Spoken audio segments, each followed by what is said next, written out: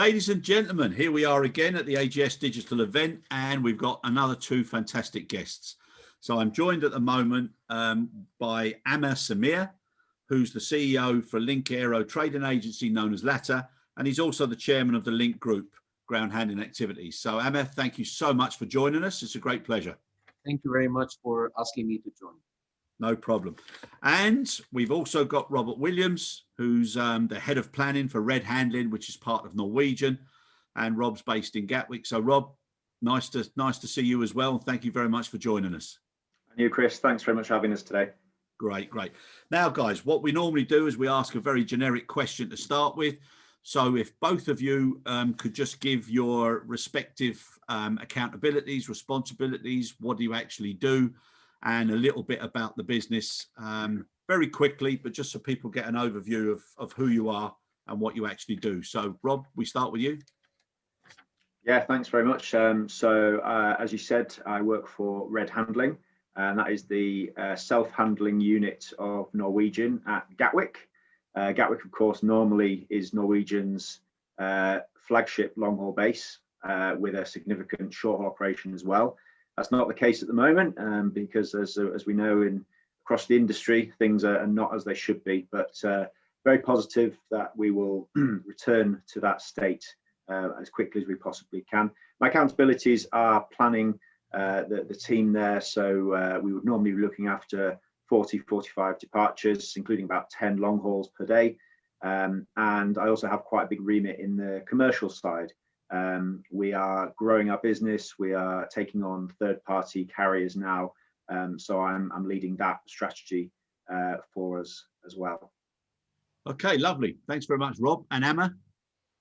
I am the CEO of Link Aero. We have 4 bases in Egypt, Jordan, United Arab Emirates, and Morocco. We do full ground handling. I'm also the chairman of Link Group. It consists of 4 companies, one of which is Link Cargo, related to aviation. Link Cargo does cargo handling and freight forwarding, sea and air freight, and Link Dynamics, which is aviation security and systems. And it is involved in aviation security, where we supply quite a few carriers with security in Egypt. And that's it. Okay. All right. Lovely. Right. Well, firstly, Rob, I'm very close to Gatwick myself, and Emma, I've spent a lot of time in Egypt, so I know Cairo very, very well. So I can just visualize where you both are now at the moment. Now, Rob, if I can ask you another question and another generic pointer. In your position now of responsibility and leadership, what have been the biggest learning experiences that you've had during this past 6-7 months with this damn pandemic? Yeah, I think the number one is that we've got to be adaptable. We've got to be very, very quick to react to what's happening. We've had to make some difficult decisions.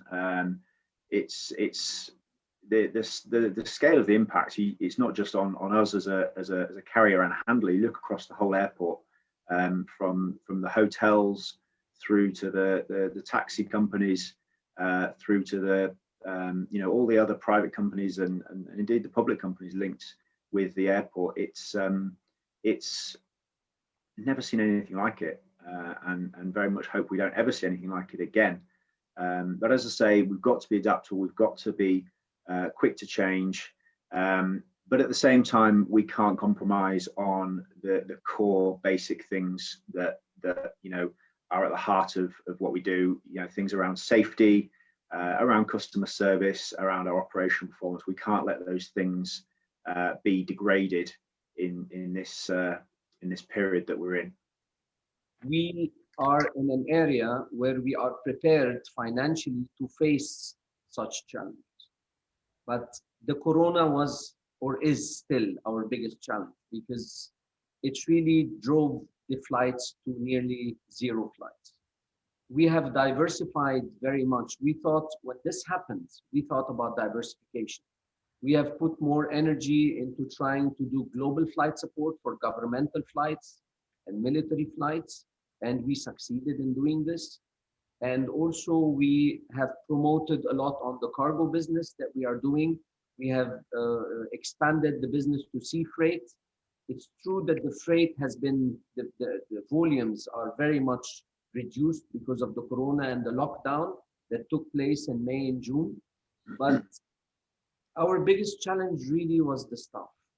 At the end of the day, you can always replace equipment. You can always put equipment, cover it and keep it and then use it. But the staff, these are humans with needs.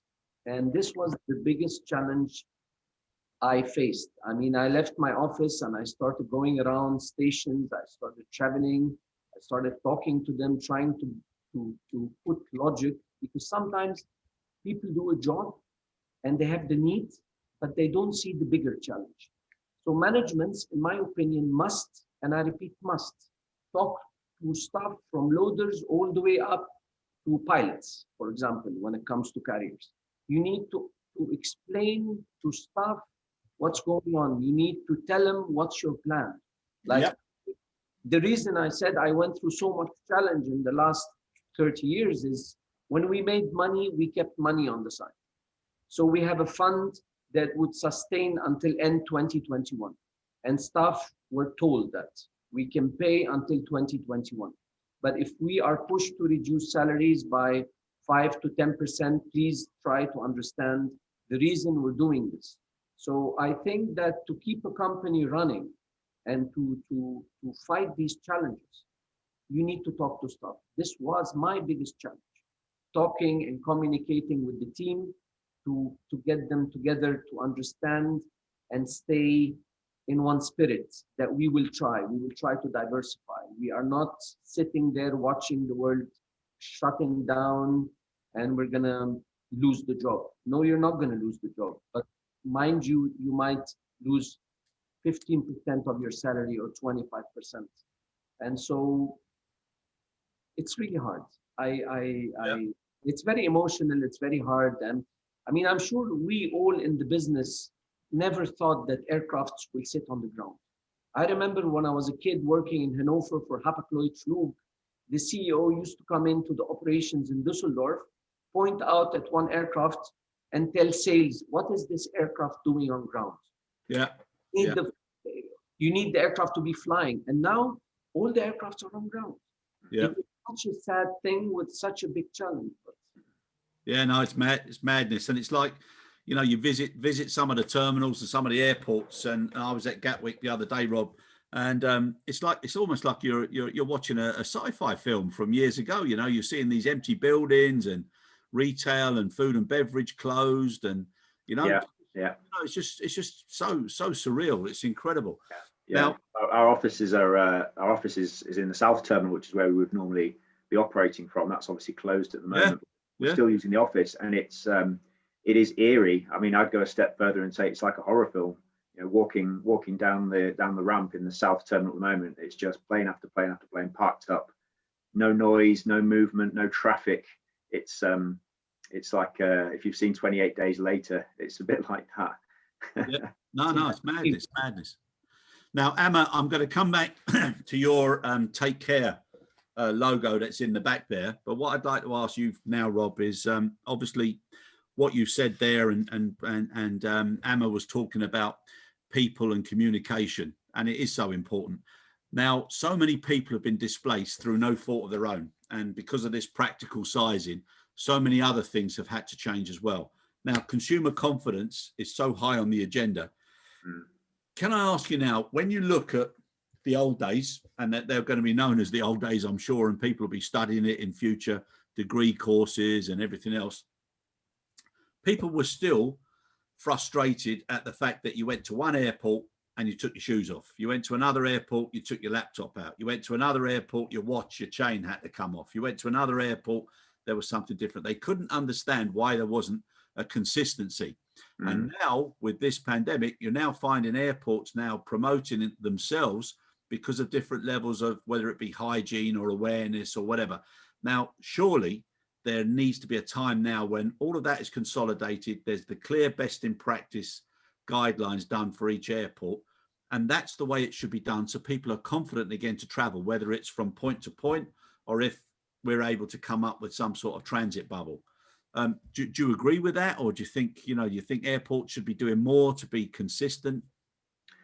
I think it's a great idea in practical terms. Whether that would be deliverable, particularly across borders, I don't know.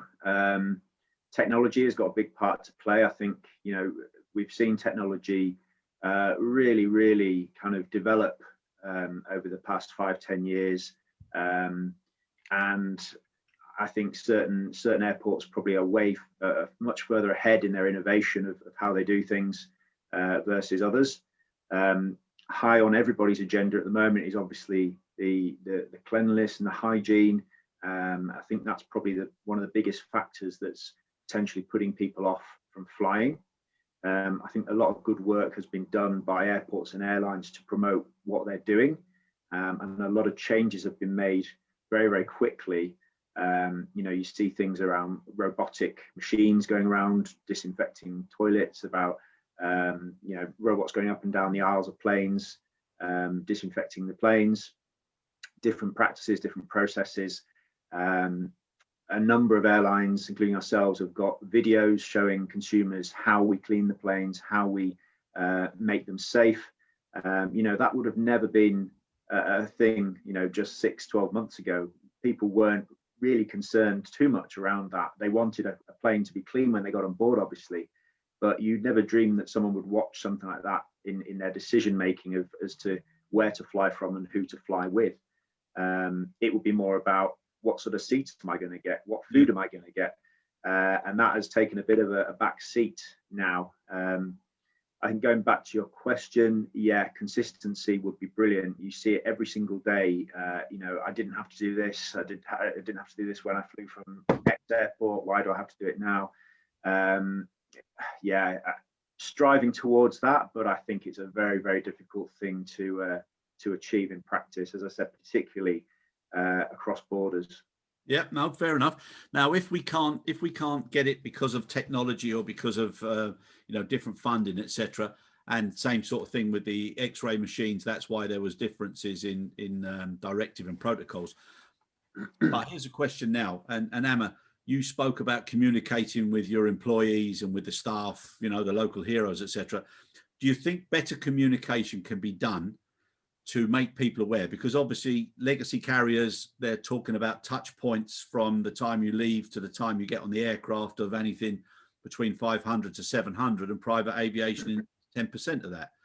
But people don't actually know what happens with those touch points and how they can be mitigated because of all the actions that are being taken place behind.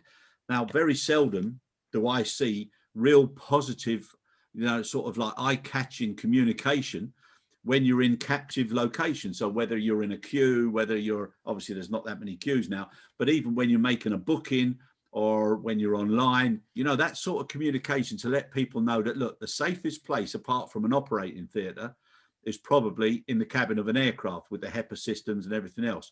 And this is how we protect you once you arrive at an airport. And that communication, I think, needs to be as much of a take care as the poster that you've got behind you, Amma. Now, what do you think, Amma? Do you think airports could do a little bit more by promoting their ecosystem with everybody that they're responsible for operating in that airport? Okay. Passengers buy tickets on aircraft. They go to airlines. They don't go to airports. So technically, if I'm flying, for example, which I did last week to Malaga in Spain, I flew Turkish Airlines last week and a month ago. Yeah. Are very consistent on the way they treated passengers regarding hygiene. For example, they didn't allow cabin luggage to go inside with wheels. So, and they were very consistent, and they didn't care if it was a business class passenger or an economy. They were very consistent with no compromise. I think that airlines should educate passengers more about the hygiene. They should try to pass to passengers the idea that the aircraft, because people are scared to be in a closed place. And normally 80 to 90% of passengers don't know anything about the technicalities of an aircraft.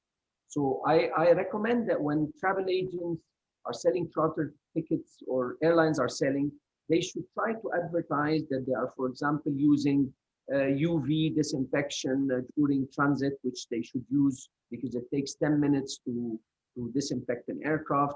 They should talk about the filters they're using to encourage passengers to fly, because I think 50% of the passengers or maybe more are afraid to buy a ticket and fly.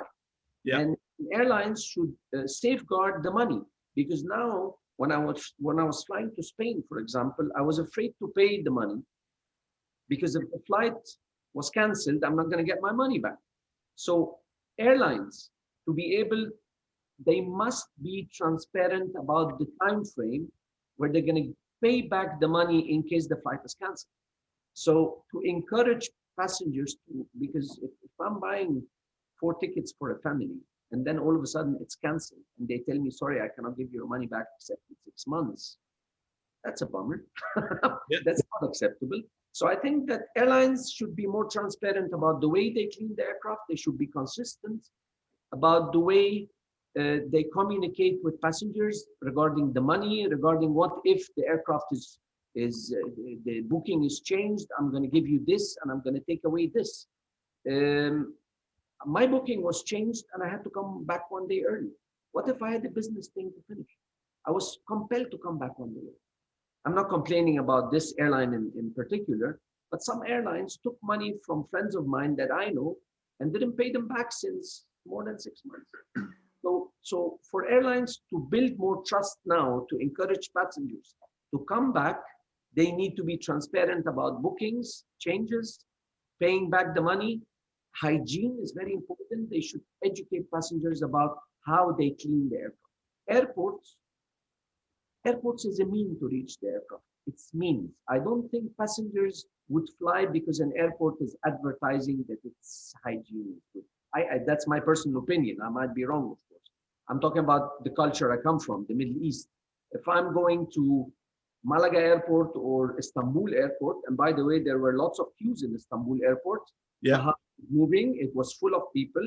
Everybody was wearing a mask. There was consistency. They had sanitizers every 100 meters. Yes, airports should be consistent about that. But consistency will be different from one country to the other, unfortunately, because airports need money to put disinfectants every 100 meters or distribute masks if a passenger doesn't have one, or if the mask he's wearing was torn off, or things like that. But yeah, no.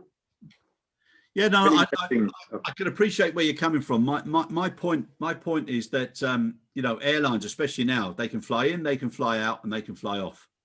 But an airport and its ecosystem is always going to have to protect its own interests and the group, the tenants, from a landlord to a tenant perspective and relationship.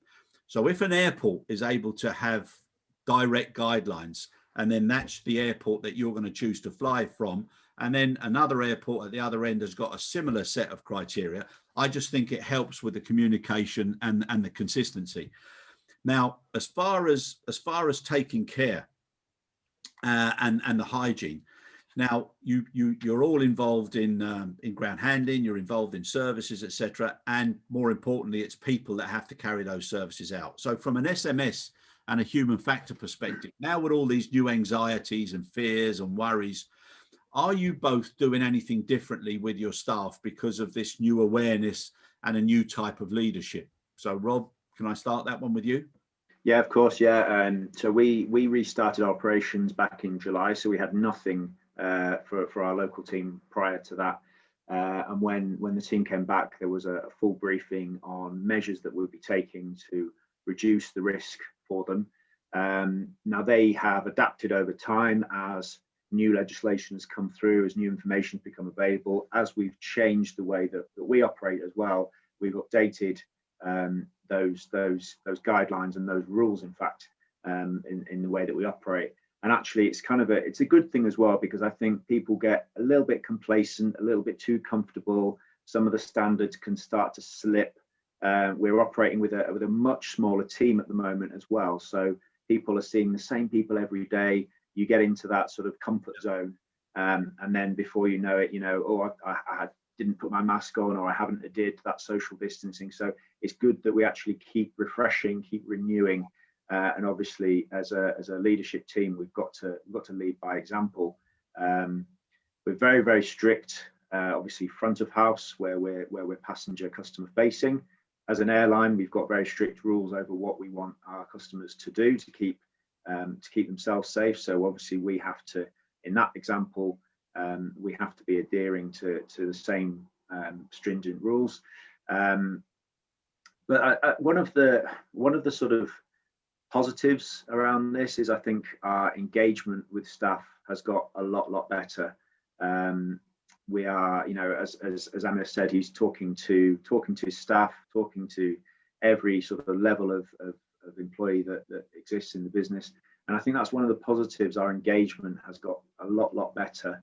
And I think in hindsight, we look back in normal operations and we've realized actually we weren't good enough at that previously.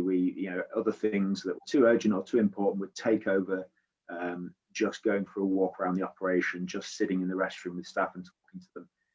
And I think that is something we will hold very, very close as we come out of this crisis and start to grow again and grow our teams again.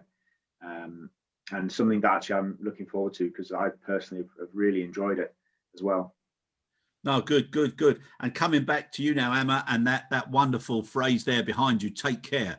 What's the origin and what's the significance of the posters there?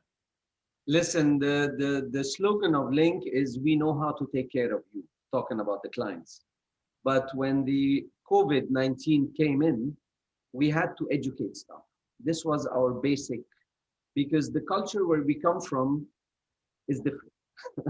I mean, people here are different. People here are more free. They are outdoor people. They don't believe they believe in God. So if God chooses that I die, I'm gonna die, which is a big challenge at the end of the day, because you must be careful. So when COVID happened, we went to staff and we started training courses. We trained them very strictly, and we used the slogan, your safety is the company's safety. Your safety is your team's safety. The problem is, and the biggest challenge was, we were handling evacuation flights. Yeah. We handle a governmental airline in Egypt that was doing special flights, one of which, or a few of which, were from China. Yeah. Transporting or evacuating Egyptians out of China, out of South America, many areas of the world. And we had to train the staff very, very strictly. The rules in Egypt is, if one of the staff gets COVID, you have to lock down the whole branch. So what we did was, we invented a way. We broke the staff into teams, so we don't lose the whole team. Yeah. So we teams of 4 to 6 people. So if one gets sick, the 6 will take a week or 2 off the quarantine idea. So it's not the whole company is going to be locked down. So that, and Hurghada, for example, in some stations around, we didn't have flights, 0 flights. So we transferred people into Cairo, or from Cairo into Sharm el-Sheikh or whatever, or from Amman into Aqaba, whatever the location was, where the flights were. And we made a roster with teams. And we created a department especially to handle this. Because, it cost more money, of course, but it safeguarded us from locking down a whole office or a whole team at home. Also, educating the staff was easier on some levels and harder on others. I mean, loaders, communicating with them is not like communicating with traffic officers and so on. So we did a lot of training, and we also threatened that if they catch COVID, they might lose a job. You know what I mean? So Yeah. Please do your best. And we gave them all the possibilities, and we gave them masks, we gave them the protection, the shields. We even gave them they used to wear the whole suit whenever they handled evacuation flights. We did it all. We have in Cairo station, we have 80 some staff. We only had 3 cases in the last 8 months, which is brilliant, to be honest. We had 1 case in Jordan and 2 in Morocco and none in the Emirates. Yeah, no, I agree. And the cultural issue is something that governments and organizations have to take on board. And you have to play with different rules in different sports. So I appreciate that. But a point that you made there about having the backup and doing risk mitigation, I think the whole industry now, one of the things that couple of things that they've learned. You covered one point about having enough funds to keep you for a certain period of time. Our entire industry has been working with such tiny margins for far too long that it's really shown up that, when something bad happens, what is the length of survival or sustainability or continuity that the industry and businesses within that industry has got, which has been a big lesson. Also in industry, everything was just in time, speed. Now people are starting to look at just in case. So it's changing the mindsets, which is also important. But I think every single business will respect their QHSS&E department and risk management a lot more than they ever did before, because this sustainability and continuity is not now year on year or quarter on quarter. It's not even in some cases month on month. It's, people are having to watch what's happening every couple of days for every week. So with that in mind, what you there said about the, having backup teams and making sure they rotated and kept separate, that's going to be so important now as most of the world goes into the second wave. And Rob, I mean, not just because we're both here in the UK, but things are bleak. And everybody is looking ahead now to a very tough 6 months. And obviously, again, different cultures, but what Christmas means to industry, to business, to everything, it's hugely affected. So what sort of mitigation and backup and risk awareness are you guys doing? I think what we're looking at is how we protect ourselves if something similar to this happened again. So how quickly can we bring in GSC, for example, or release GSC? We need to have more flexible arrangements. Now, of course, it's not just one way what we want. We've got to think about the suppliers as well and making it sustainable for them. But it's our ability to adapt quickly to very short notice changes. At the moment, we are operating a schedule that is announced about a month to 6 weeks in advance. So we are constantly planning and replanning, and as I said, adapting to what's kind of thrown our way, which is unsettling. It's unnerving. There's an uncertainty, particularly for our frontline staff, around how many hours of work is there going to be. Indeed, will there be a role for them next month? But we also understand it's what the airline, our home airline, Norwegian, and other airlines have to do. Because they are responding very quickly to travel corridors, to changes in load factors, to other restrictions. So it's completely understandable, and we know it's the right thing that the airlines have to do in order to survive. We've got to set ourselves up as a handler to be able to, adapt to that and react to that quickly, so that we minimise inefficiencies and wastage in the operation. And that's really where we're trying to get ourselves to now. And the success that we've had in that is ultimately what has kept us here today. We're still operating as a self-handler, and we have 1 or 2 departures a day some days, which, in normal terms it would be crazy to have a self-handler to manage that. But actually our suppliers have been brilliant, our partners have been brilliant, our staff have been incredible, and we've been able to change the shape of the business and change the way we work to be able to deal with this. Now, of course, it's we're expecting this to be medium term at its most severe, and see some recovery next year. So it's not a position we could stay in long term, but but certainly for this period, it's been doable thanks to close relationships, collaboration, flexibility, and some sort of innovative and quick thinking. Okay, appreciate that. And on that word collaboration, Amma, with regards to your customers, have you seen a certain understanding and appreciation when it comes to like the SLAs and the contracts and not being so punitive and people being a little bit more supportive with understanding of the inconsistencies of schedules and, you know, rapid ramp up and then suddenly a close down? Are you seeing some positive indicators there? You're telling, I just to elaborate on this, you're telling me that the clients are understanding in the sense of what they will not ask for a discount, or what do you mean exactly?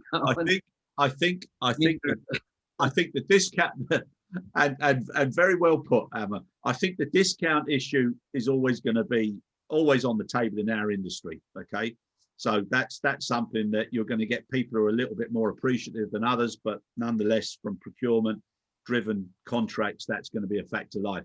But what I'm saying is, you all know how strict and severe some of the SLAs are in the industry. And now with the way things are going, you know, carriers have to be a little bit more understanding to appreciate the hardships, you know, the lack of personnel, all those issues. Are you finding similar? No, it would appear not. I think the way carriers are put together, you have a safety department, you have a gentleman, a manager responsible for signing an SLA. He's not going to give up parts of it because it's his job to get it done the way he's told that it has to be done. And this is the way the management hierarchy goes in any company. It's exactly like, I mean, companies are profit driven. So for example, a carrier wants more profit. One of the main reasons carriers are going out of business very fast is that they're growing very fast. Sometimes carriers are growing very fast, faster than the normal pace. I come from a financial background. There is an equation. When you make that much money, you should keep that much money in the pocket just in case something goes wrong. But unfortunately, shareholders are driving boards of directors and CEOs. Make money. Why aren't you making money? Expand. Why aren't you expanding? And this is one of the main reasons they're facing what they're facing now. I mean, in Egypt or in Jordan, and I think in UAE very much so, the governments have given us a lot of support. I mean, the airport offices are very expensive. They have waived some of these rents, not only for the offices, but for the parking and for the spaces on the ramp. We were supported, and I don't know. I mean, it's a big challenge. I've never seen such a challenge in my life. I mean, when you ask me, I'm like, we are thinking on day-to-day basis. We are planning and replanning because we don't know what's going on. I mean, we don't know if the vaccine is coming. We don't know if we can distribute it. We don't know if there is a second wave. Some countries are closing down and others aren't. I mean, it's very hard when you give management a future that is so mixed, like a cocktail, and you cannot put solid, you know, I'm sorry if I'm not adding much, but these are my challenges and my opinions about it. No, I understand it. I think the message that's coming across now is that, you know, everybody has to learn to live with the virus instead of waiting for it to go away, because even now the latest news with regards to vaccine is that the immunity period, you know, can maybe be only up to 6 months. So you'd end up having to be receiving a vaccine twice a year to try and keep yourself as safe as possible. So I think, you know, the more we get to live with it rather than wait for it to go away, the better it's going to be. But, you know, it takes a huge amount of collaboration from everybody. And, you know, for the business to remain sustainability, I think the thought process and the realities of margins and what goes into the world after COVID, you know, hopefully people will learn. They'll take care more than they did before. And, you know, they'll try and do things differently, because if ever there was a chance that nature has given us a warning shot, you know, to look at what we were doing. And like you said, you know, everybody wanting to grow, keep, you know, revenue is king and all this sort of stuff. It's just crazy now. And, you know, cash now is sanity, you know, whereas, you know, revenue was vanity. I have a comment on this. Yeah, sure. I think that governments or the EU or somebody has to regulate this. So, for example, governments, civil aviation, Ministry of Transport, whatever it's called in the country, they should say, we have 3 carriers, that's it, no more license. We have 5 ground handlers, that's it, no more license. This way, they can sustain profitability, then they will sustain quality. Because no matter what you tell me, if airlines start negotiating and pushing the price down, what are the handlers going to do? Pay from pocket? It's impossible. They will reduce the quality somehow, somewhere, unseen, until something goes wrong. So if you're asking me now, would the SLA guys become more flexible? No, they won't. Some carriers sent us a very nice letter saying, now it's a very hard time, and can you please give us a discount? Yes, but it's a hard time for everybody. Yeah. We as handlers want to keep the market share. We don't want to lose carriers. And so we were sometimes compelled to give the discount for a certain period of time. Some of them were understanding, others weren't. They wanted more discount because they said, well, this we don't know when the aircrafts are coming back. So please elongate the discount until the end of 2021. So sometimes you get illogical requests and sometimes you get logical requests. And some of the clients are very understanding. They didn't ask for anything. Depends on the nature of the carrier, the size of the carrier, and many other things. But you have the 3 challenges there. Yeah, no, I understand that. And I personally, and it's just my personal opinion, I think that, you know, obviously competition is important, but the way competition has been driven by price is not the best way. And if there were standards that were recognized that competition was all on safety, security, quality, customer experience, and there were clear markers or triggers as to how you measure that, then it makes it a lot easier for carriers to choose who they're going to go with, rather than the procurement and the price-driven tenders. Whether or not we'll end up in vanity, sanity, or reality is something that you know, who knows what will happen. Now, just as we're coming to the end of the podcast, guys, what I'd like to ask you, and I know you haven't been given much time to think about this, but if you had the chance in your positions and your leadership roles to take more care of the business moving forward, what would you commit to do? Say 2 or 3 examples, and what would you like the business or the supply chain to commit to you? So up to you, who'd like to go first? You can do either side of the coin, or you can go for the whole thing. Who'd like to go first? Rob, do you need time to think, Rob, or shall I go ahead? Well, I was just going to say something, just to build slightly on something you said just now. And I guess one of our things that we would like is not to have this race to the bottom. I completely agree with what you said there. It will lead to a deterioration of quality, and ultimately it will be the consumer, it will be the customer that suffers. That is absolutely something we can't do. And we were starting to see probably airlines kind of starting to have a bit of a light bulb moment with that, and actually they were willing to invest a little more for quality. And I think it would be a huge mistake, despite all of the pressures that everyone's under. It'd be a huge mistake if we go down this race to the bottom commodity type approach to the ground handling again, because it inevitably is going to deteriorate quality, end up with higher cost. You know, Gatwick has been in the news on various occasions because things were done on the, you know, things were trying to be done on the cheap. We have, you know, we'd seen huge long waits for baggage delivery. Yep. There weren't enough, it wasn't enough resource or equipment. People sat on planes for an hour because they couldn't get steps to them.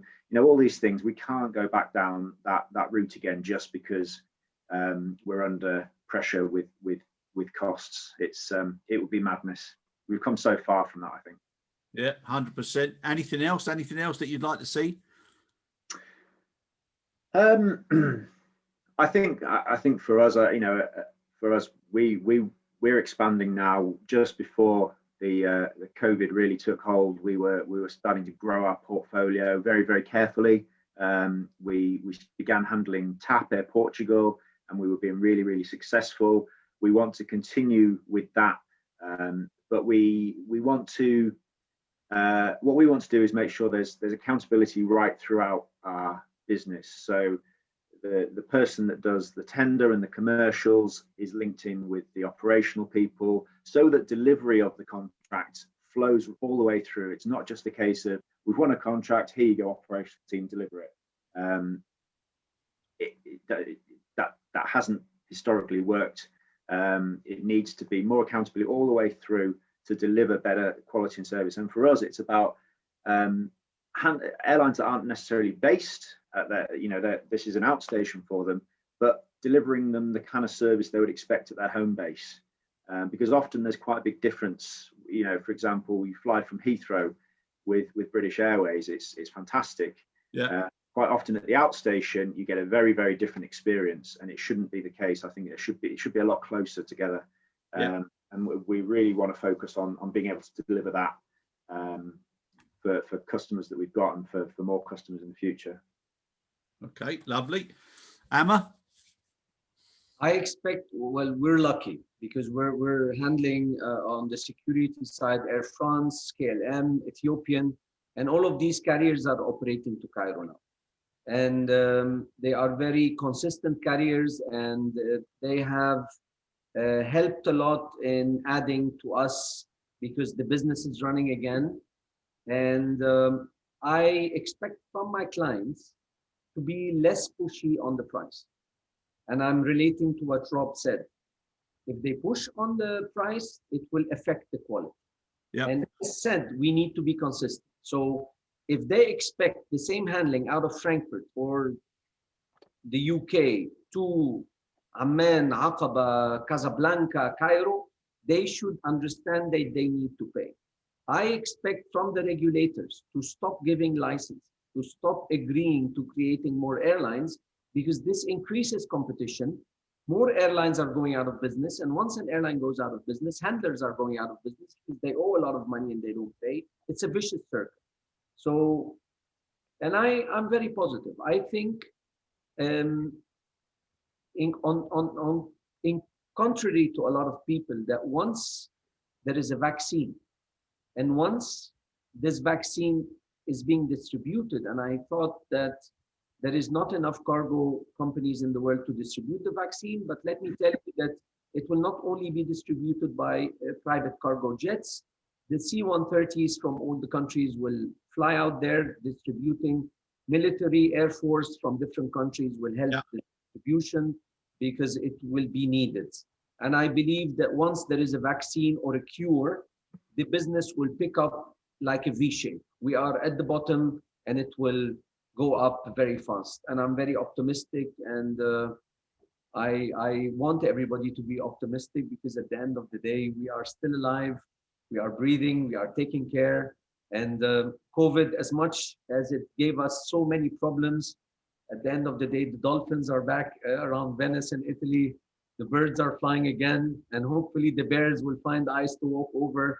Let's be optimistic, and I hope everything will be fine. Yeah, no, I think you're right there. And I think if ever there was an industry that is optimistic and always sees the light at the end of the tunnel, no matter how much it's flickering, it's the aviation industry, and long may that last. And also, just to end, just a word for all those people that have been displaced from their careers. Once you come into this business, whether you come in by chance or by intent, it's very difficult to leave. And for those who've been displaced, we all sympathize, empathize, and hope sooner rather than later you'll get the opportunity to get back in. And we eagerly await that day. So, gents, thank you so much for your time. Really appreciate it. And I can see Take Care behind you, Amma, but from what you've both said, Rob as well, it's very clear how much you both care about your people, your business, and the industry. And that's what we need. So thank you very, very much indeed. very much, Chris. Thank you very much. Thank you, Chris. Thanks for having us. Cheers, guys.